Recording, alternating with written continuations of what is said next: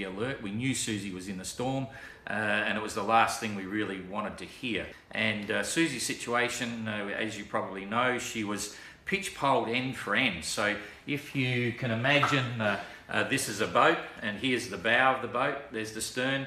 She went down a wave, and the bow digs in, and the stern goes over the bow, and then she rolled over as well. And it was just as she was about to go outside, the boat took the pitch pole and rolled over. She was thrown quite heavily in the cabin and was concussed. She wasn't sure how long she was out of it. Now with a pitch pole, it's very violent. When the boat gets thrown through the air upside down, it's incredibly violent. It puts the most strain and pressure on the rig that you could ever possibly imagine, and she lost her rig. So when she came to, there was a lot of water in the boat, a considerable amount of water. She thought she was sinking, so immediately activated her EPIRB. And anyway, she got back down below, caught up with the water ingress into the boat, and it was about then that she rang us with a very dramatic phone call, and it was kind of interesting. She was still very much, in shock, you might say, and remembering she'd just been concussed. And all she wanted to do was turn the EPIRB off. She said, "Oh, look, the water's not coming in. I'm not sinking.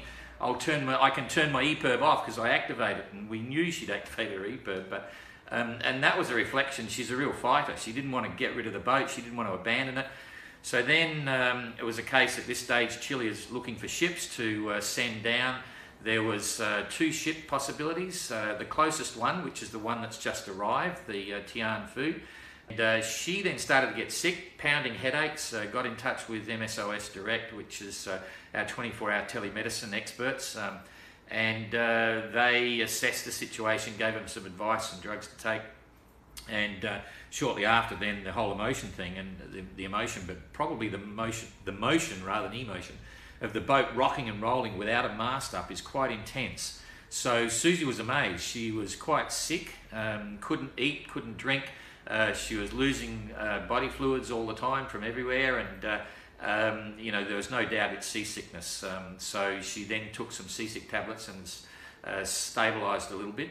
Falmouth, UK MRCC, and they advised that their tracking information was suggesting the ship was imminent and that Susie could expect to see it in the next hour or so. We notified Susie as quick as we could, and literally within 20 minutes, bingo, she went up. After we told her, she went up and she's actually seen the lights of the ship.